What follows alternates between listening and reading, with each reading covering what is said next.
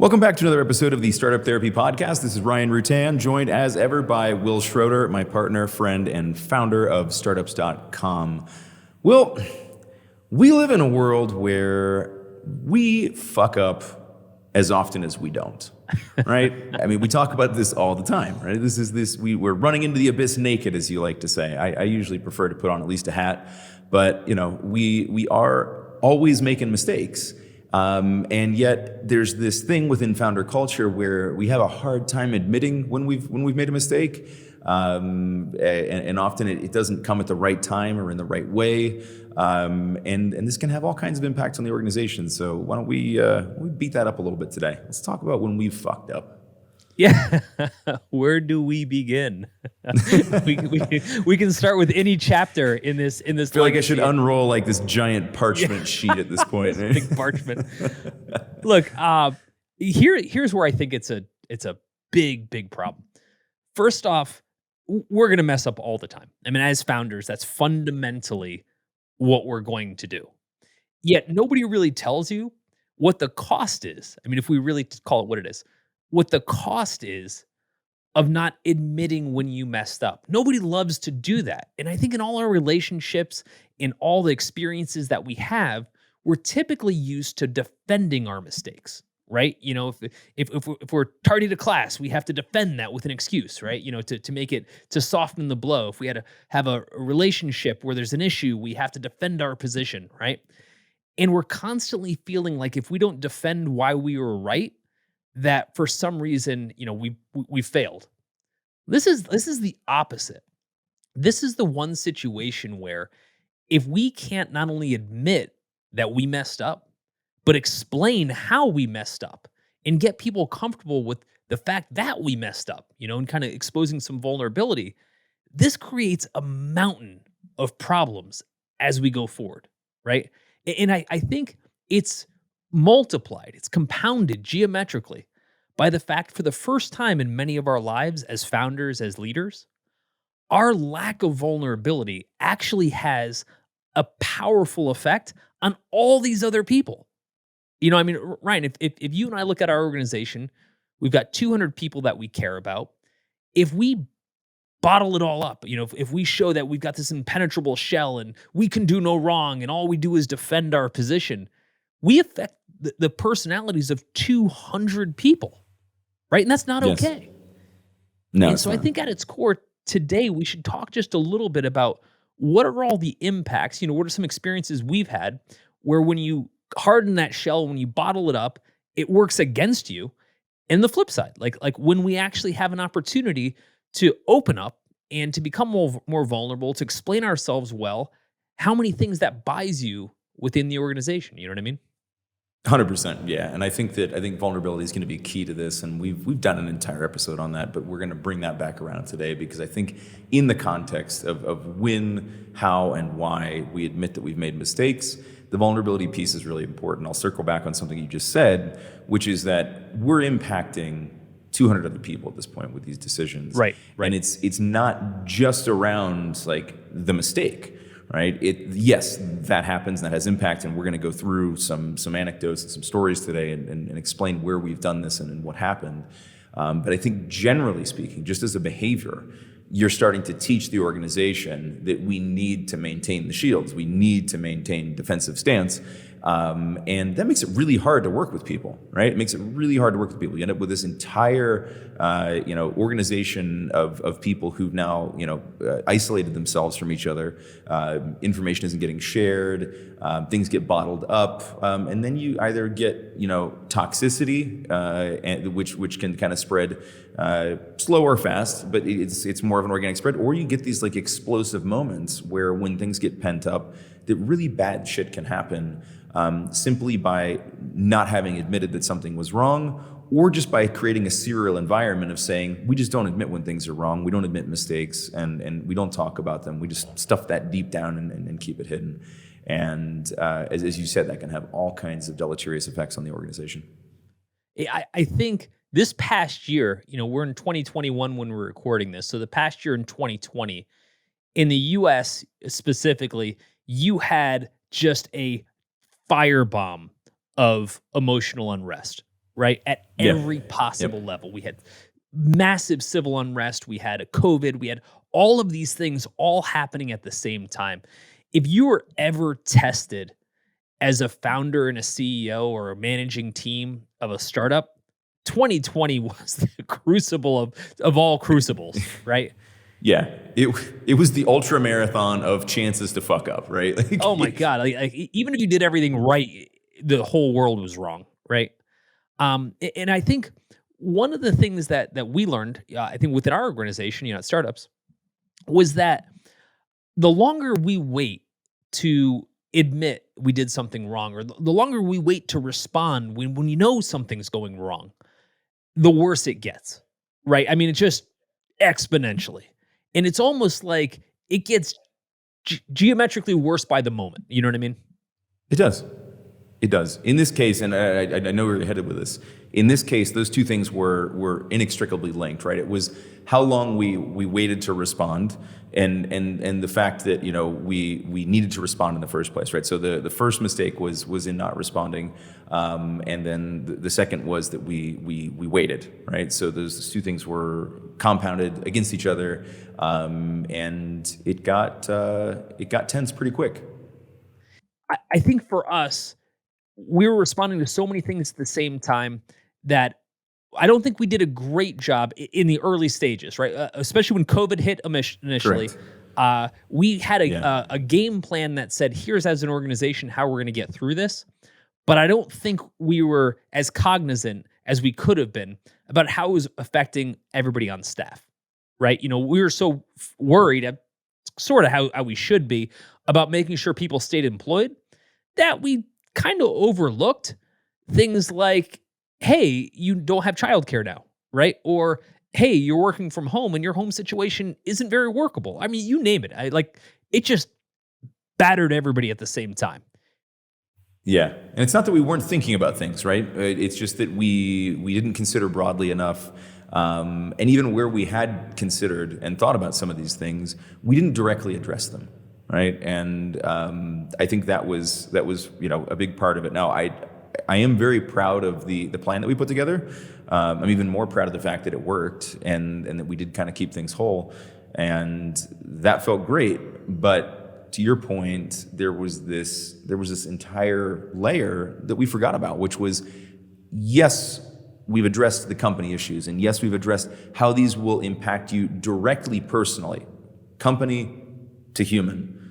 But we forgot there's a whole other 80% of that human that exists outside of our organization, and we did not directly address a lot of those needs, sadly, until they were kind of brought up to us.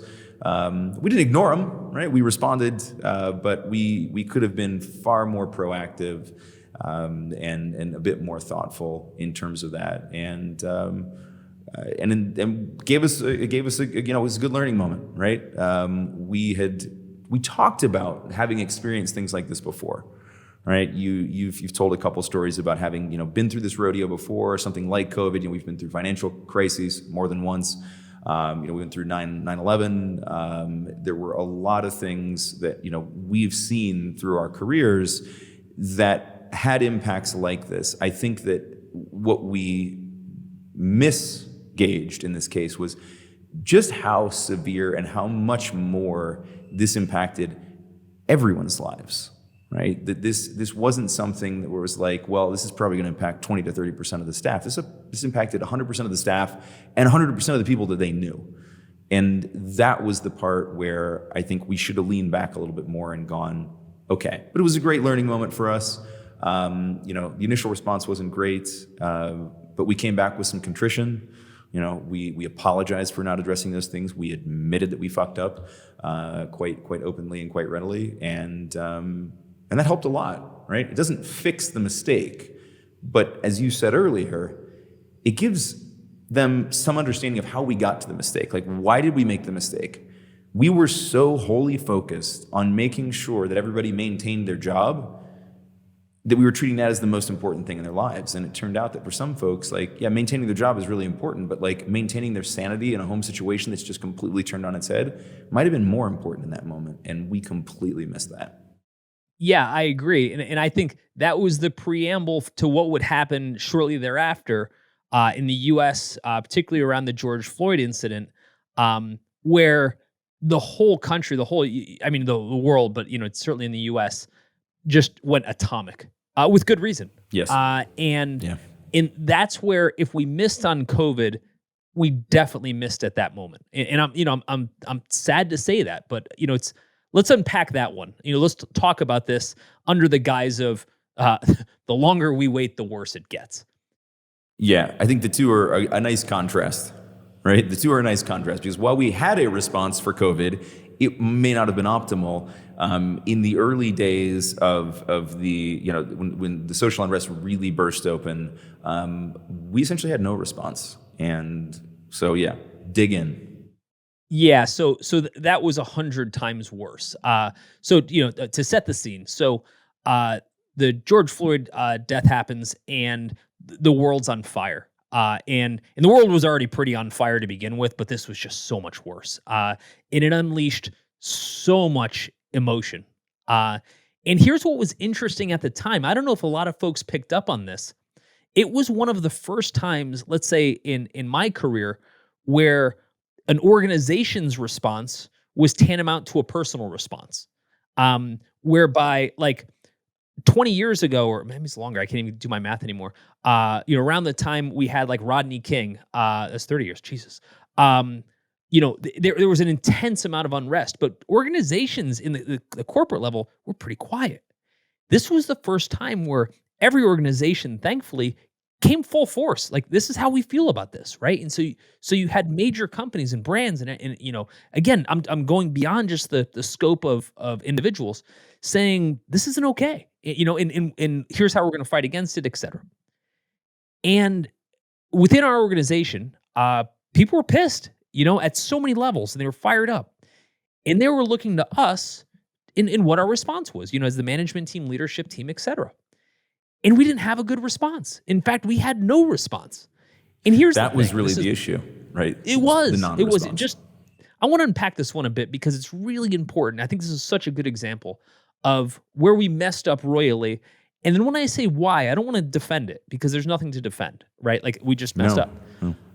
But I want to go about kind of how we responded to it internally to get a better feel for kind of why that was the wrong move, but more so how we responded and why that was maybe the right response. So days, weeks go by way too long for us to not make a response.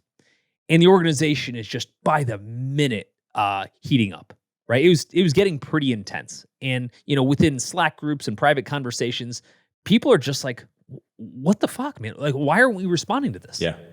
Right. Why is there no open discussion about this? Why is there an open discussion about this? And in folks in our Slack channels, like in our group channels, et cetera, we're talking about it, right? No question. How could you do it? And they were sharing and supporting each other, and it was awesome. But we weren't as an organization, as startups.com.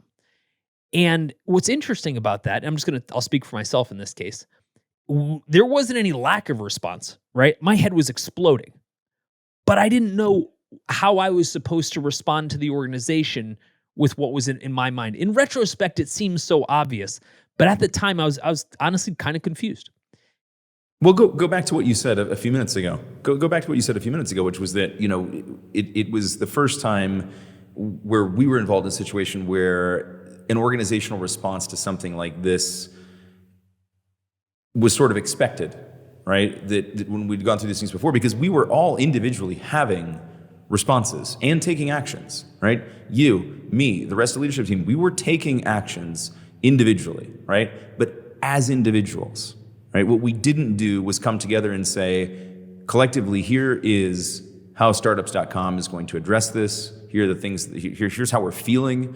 Here's why we're mad. Here's where you can go and express that. Here's where we're expressing that. I was picking up the phone and making a hell of a lot of phone calls in those days, checking in on people that I cared about individually, right? And within the company, without and outside the company. But that lack of a central response left people feeling really adrift within the organization. And that was not okay. Right. And so here's what ends up happening. By the minute, this thing is just exploding, right? And at that moment, people are just at wit's end. And so finally, we sat down and we wrote something to the entire organization. Mind you, we're across tons of time zones, et cetera. And so we wanted to make sure everybody got something at once and got something that was really how we felt, but more importantly, why it happened, right? In other words, why was there a lack of response, right? Yes. Because I think there's two paths here, and I think this is very important to distinguish. One path is an excuse. An excuse has a defensive quality to it, right? Ryan, you're late to class. Ryan's going to provide an excuse which tries to defend his position of why he's late to class. The other side is an explanation. I think that's the part we want to talk about. An explanation doesn't try to defend your position. It just explains how you got there, right? What we needed was an explanation. Our team, our folks, everybody around us, their families, et cetera, they needed an explanation of how we felt, why we made the decisions or lack thereof, in a very deliberate way. And so we wrote something to the organization that was very heartfelt. It was probably one of the hardest emails I've ever written in my life, the hardest things I've ever written in my life, because I opened up about a lot of things that I've never shared before publicly, about the emotions I was having, where they came from, whole childhood things. I mean, you name it, and why it kind of shook me for a minute and prevented the right response. Here's what we didn't do. We didn't say, and this is why we were justified in doing what we were doing. Right. We fucked up. Like, here's what we should have done. Here's what we didn't do. And we messed up, right? No questions asked. But what we did along with that is and I think this is important in any relationship and in communication. Here's why we did it, right? Here's the information we had. And again, I'm trying to make this a little more generic so it applies to a lot of situations. Here's the information we had at the time. Here's how we were processing it. Here's kind of the thought process we were going through, right? Kind of making a decision. And here's where we landed. And it was a mistake. But at least you understand how we got there. Doesn't make it right. But I think folks are due an understanding of why we got to where we got. You know what I mean? Sure. Yeah, being able to unpack the machine that produced the result rather than just looking at the result is really important. It also helps. It was cathartic for us, and it was valuable learning experience for us to understand how we avoid that again in the future, right? So what were the signals that we should have looked at to know that we should have had a response sooner? How could we have hastened our own internal processing, right? Because that could have easily become an excuse, right? It was like, look, we're reeling right along the rest of you, and so like we didn't know what to do, right? However, that's not okay, right? I think this is one of those moments where it's often obvious that what leaders get to do versus what everyone else gets to do is very different, right? Very different level of expectation. And I think that we got caught just being people in the moment. And again, not by way of excuse, just by way of explanation. We got caught just being people trying to process for ourselves. And instead of remembering, we're leadership. We don't get any small amount. I can't even use the word luxury here because nobody had a luxury to process any of this. There was no luxuriating going on in processing what was happening in the U.S. at that time. But we didn't have even the option of waiting, right? There wasn't time to fully process.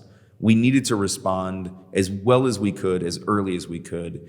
And while I think we responded well, it certainly was not as early as it needed to be. And what was interesting is when we provided that, it was a long explanation. When we provided the explanation, we got a lot of responses, and, some pretty intense responses. And they were generally favorable. And again, I'm okay if they're not favorable. I just want to provide the information, whether you're happy about it or not, right? I mean, you deserve the answer. But in all of that, both the favorable and unfavorable responses was thank you for being honest, right? At its core, yes, you were wrong, but thank you for being honest. Thank you for sharing how you got here so that we can see what's behind it to understand why you made a mistake. You know what I mean? Right. Yeah, I've definitely gotten them in the past, right? Where and you know it's the fuck you, but thank you email, right? And More or less, or yeah. response wasn't necessarily emails, right? But and that's okay. And I think there's a really important point there.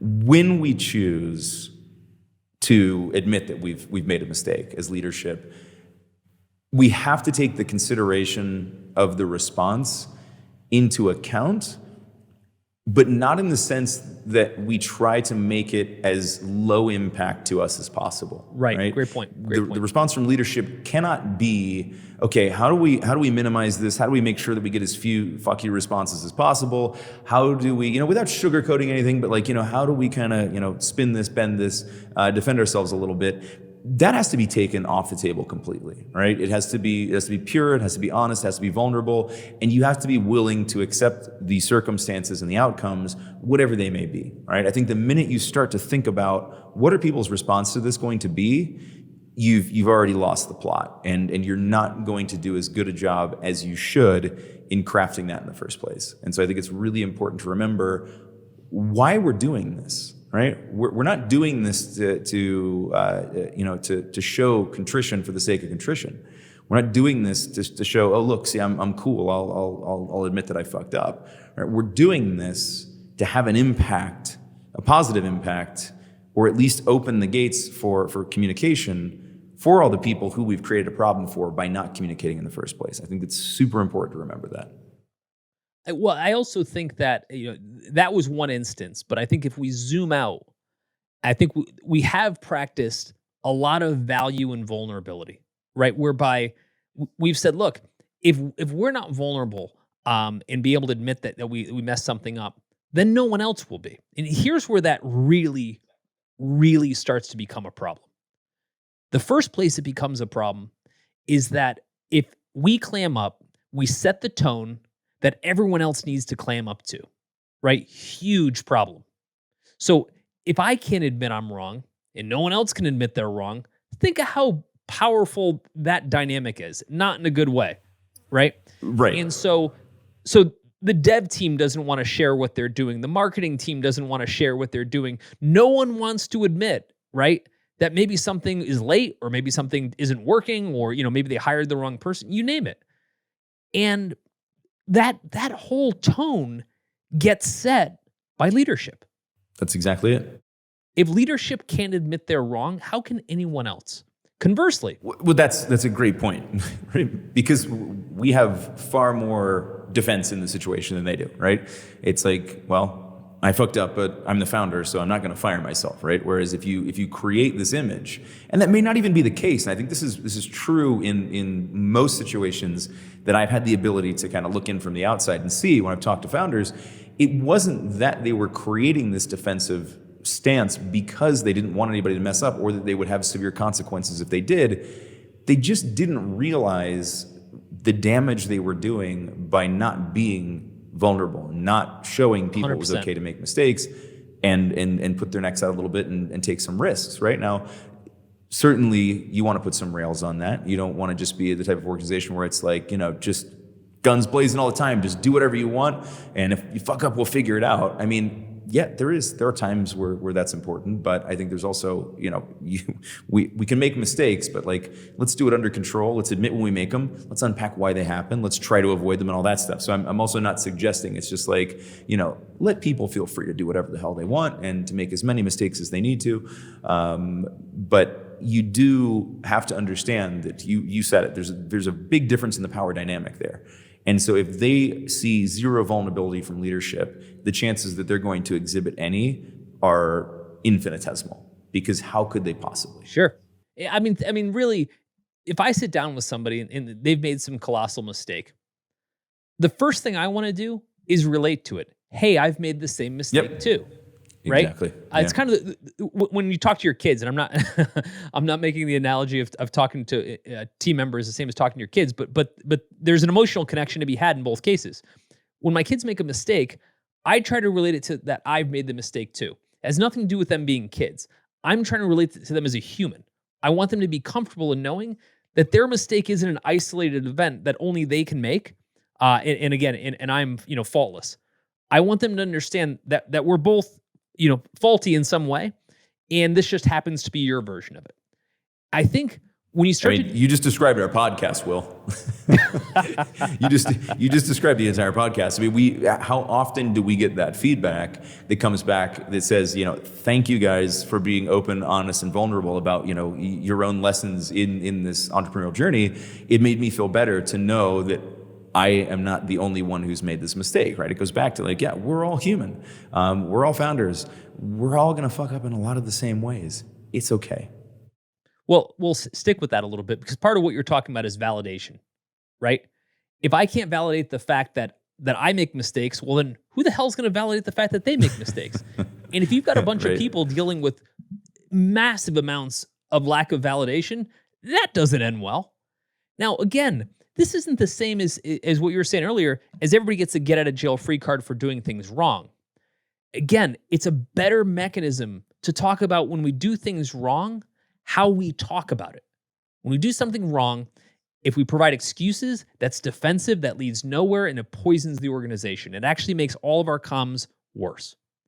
If we give an explanation, so somebody misses a deadline, you say, hey, can you walk me through why you missed it? And again, this isn't so you can be more persecuted. Help me understand what broke so we can go fix it and make sure that doesn't happen again.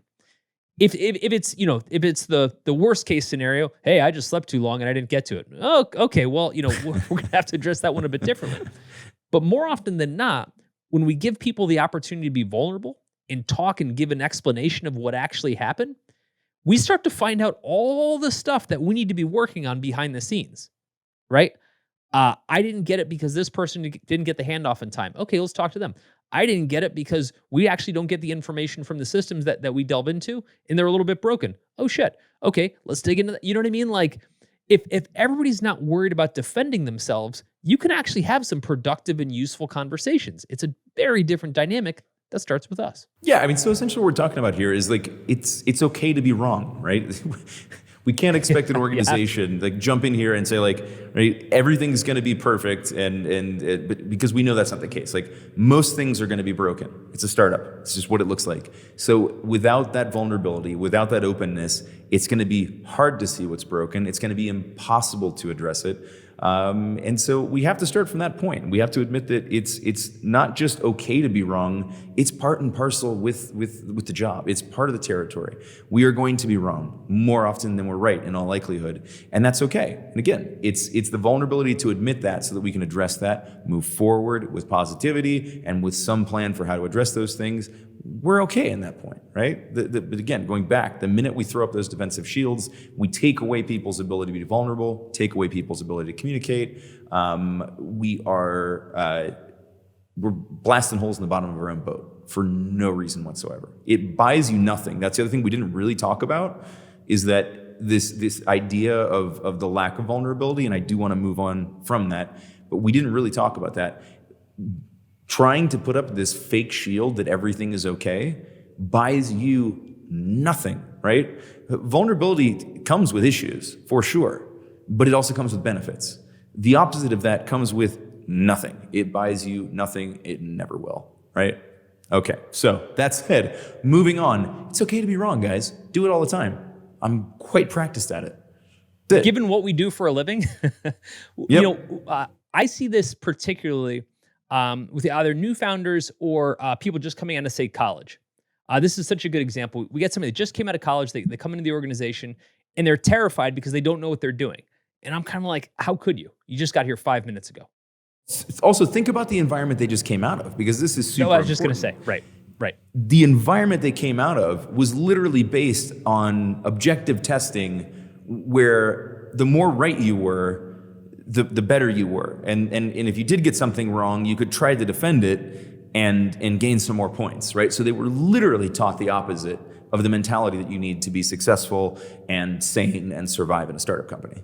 Right. And none of that breeds, it's okay that I messed up, right? If my daughter comes home with a report card and on her latest test, she got 4 out of 10 right, there's no version where she goes, okay, that wasn't too bad, right? It's so binary. Right? We're so conditioned to have this binary response. And so fundamentally, we're not built to have an it's okay to be wrong mentality, right? We've been taught the opposite. Exactly. And most things in life kind of have a more binary outcome. We're in a world where there aren't a lot of binary outcomes. Later on they are. But initially it's like, hey, we got 10 places we can do marketing. Let's bet on some of them. We need one of them to be right, even though the other 9 will fundamentally be wrong. Let's make 10 changes to a landing page. Maybe one of 2 of those changes will prove out. The other 8 will be wrong. In any other scenario, in any other walk of life, making all those mistakes would be catastrophic. A doctor going in and saying, well, I'm going to make 10 cuts and I'm hoping like 2 of them are right. The other 8 are going to, that's going to be a bit of a problem, right? Yeah. Like it's so antithetical to how people would normally think. And so what we're trying to do is we're trying to create a culture, and it takes time for people to, to get that when they get here at startups.com. We're trying to create a culture where people can start to say, oh, wait, I'm going to be wrong, kind of no way around it. And it's okay. Now, don't get me wrong. That's not the same as 10 out of 10 are wrong all the time. Like, dude, at some point, you got to Right. get something right Yeah. too. At some point, you got to get on base. Yeah. But we're in a guessing game. We're fundamentally in a guessing game where everything is new, everything we're trying for the first time. We can have experience where we have better guesses, but they're still guesses. And so we're going to be wrong a lot.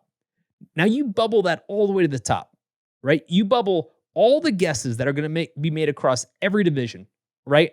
In tech and marketing and ops and everything else like that, hiring decisions, etc. And then you multiply how many of those decisions are going to map back to you as leadership. Yeah. Yep. If you can't get good at admitting you're wrong, this is going to be a long, long, long journey. And it's really not an upside for anybody.